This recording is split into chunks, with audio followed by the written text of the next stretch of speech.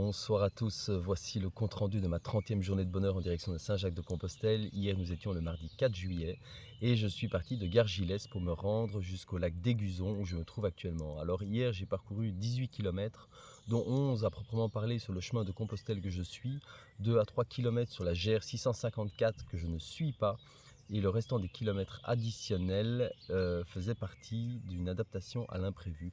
Et oui, les thématiques de la journée d'hier étaient imprévu et adaptation. Alors qu'est-ce qui s'est passé? Il s'est passé qu'en quittant le camping après avoir bu un café, j'ai directement dû attaquer un dénivelé sur route type 12%, qui en fait, je ne le savais pas sur le moment, mais allait m'annoncer de manière assez honnête le type de journée que j'allais affronter. Alors il s'est passé qu'après ce petit dénivelé pour mettre en jambe de grand matin, j'ai dû descendre une pente abrupte à travers bois dans un chemin fort difficilement praticable, en tout cas avec Jack, impossible de le faire rouler de manière traditionnelle. Il y avait des rochers, des racines, un peu tout, je vous en ai parlé, c'était le chemin du casse-cou.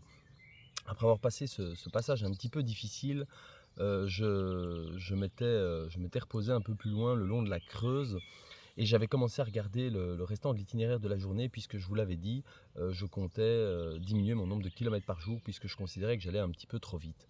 Et donc j'avais décidé d'essayer d'atteindre Crozant, puisqu'il y avait un camping municipal à Crozant et que Crozant représentait une distance de plus ou moins 20 km par rapport à mon départ de Gargilès. Donc ça semblait une destination totalement honnête et totalement raisonnable par rapport à ce que je m'étais fixé. Mais le chemin en a voulu autrement. Alors il s'est passé qu'en en quittant mon lieu de lunch près de la Creuse, j'ai directement affronté la jungle, hein. Je vous ai partagé un petit moment de ce passage de nouveau un petit peu difficile. Et en fait, après, hors caméra, quand j'ai continué sur ce chemin, c'était de pire en pire. C'était vraiment un passage difficile que j'ai arpenté avec le sourire certes, mais qui n'était pas des plus plaisants. Mais bon, voilà, ça fait partie du chemin. Je l'ai passé. La suite était un petit peu moins plaisante puisque quelques kilomètres plus loin, j'ai commencé à ressentir une douleur dans les muscles en dessous du tibia, limite avec la cheville. Une douleur que j'ai directement ressentie comme n'étant pas une simple petite crampe, mais une douleur qui était un peu sérieuse. Et j'ai compris que mon corps me faisait passer un message de manière un petit peu brutale, et le message était le suivant: Olivier, tu as l'intention de ralentir, mais moi je te dis de t'arrêter. Bon, il se trouve que je ne pouvais pas réellement m'arrêter à cet endroit-là parce qu'il n'y avait pas grand-chose. Tout ce que je pouvais faire, c'était revoir mes plans et au lieu de me rendre jusqu'à Crozant, décider de me rendre à 5 km de là où j'étais, sur Aiguzon. Et c'est ce que j'ai fait. Si ce n'est qu'entre-temps, évidemment, j'ai suivi une flèche qui disait Saint-Jacques-de-Compostelle, c'est par là, mais c'était la GR 654, donc j'ai pu gentiment faire un petit demi-tour, je dirais, après un bon kilomètre et demi, pour revenir sur mes pas, puisque la GR 654 n'amenait pas du tout dans la direction dans laquelle je devais aller. Donc je me suis remis sur le droit chemin en direction d'Aiguzon. Aiguzon, pareil, je me suis pris une jolie petite côte sur la route avec l'orage qui est arrivé. C'était de toute beauté. Donc la journée continuait magnifiquement bien.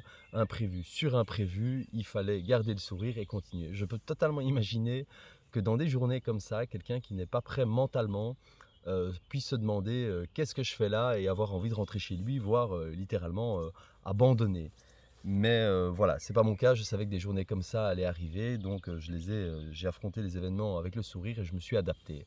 Cependant, en me rendant sur Aiguzon, la douleur dans mon pied, dans mon muscle du tibia en fait, me faisait de plus en plus mal. Donc arrivé à Aiguzon, je me suis posé sur une terrasse et j'ai profité d'une petite boisson pour réfléchir un petit peu à la suite. Et je me rendais bien compte que je ne savais pas aller tellement plus loin, j'avais vraiment du mal à poser le pied par terre, donc il fallait absolument s'arrêter quelque part. J'ai trouvé qu'il y avait un camping municipal qui était à 3 km de là où je me trouvais. C'était un petit peu hors chemin, mais bon, j'avais bien besoin d'aller quelque part me poser. Donc j'ai décidé de faire ces 3 km dans la douleur, certes, mais il fallait bien avancer et aller quelque part. De toute façon, j'avais vraiment pas le choix. Du coup, je me suis rendu au camping où je me trouve actuellement et j'ai tout d'abord demandé pour prendre une nuit ici au camping, tout en sachant que ce matin je ferai un petit peu le bilan sur l'état de mon pied, sur l'état de ma cheville et de mon tibia, puisque tout ça est un petit peu lié, la douleur est un peu partout. Et ce matin, le bilan était sans appel, je n'aurais pas pu marcher, ça faisait trop mal et ça n'aurait certainement pas été raisonnable.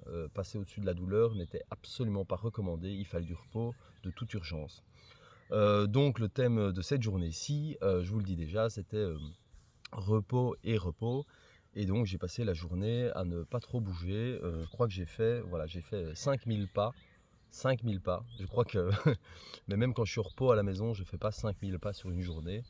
J'ai vraiment essayé de limiter tous mes déplacements, et de me reposer un maximum. J'ai mis de la glace sur ma cheville parce que la cheville s'est enflée. On dirait que la malléole interne du pied comment dire, recouverte la peau forcément, mais à l'intérieur d'eau et on voit plus bien la malléole. Donc il y a quelque chose et je ne dois pas le prendre à la rigolade malgré tout. Du coup, pour la suite, je ne sais pas trop. Et je verrai demain, puisque aujourd'hui je me suis reposé un maximum et je ne sais rien faire de plus. Mais demain matin, je devrais de toute façon faire un petit peu le point sur mon état. Et si demain ça va toujours pas mieux, je devrais fortement envisager de rester une journée additionnelle ici. Voilà. Je ne sais pas tellement en dire plus. Je prends les problèmes au jour le jour. Je n'essaie pas de me demander ce qui va se passer dans 2-3 jours. Je n'en sais rien.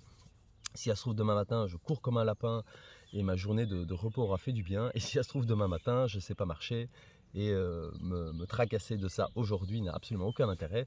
Donc j'ai décidé de profiter de la soirée là encore pour me détendre, me reposer et puis je ferai le point demain.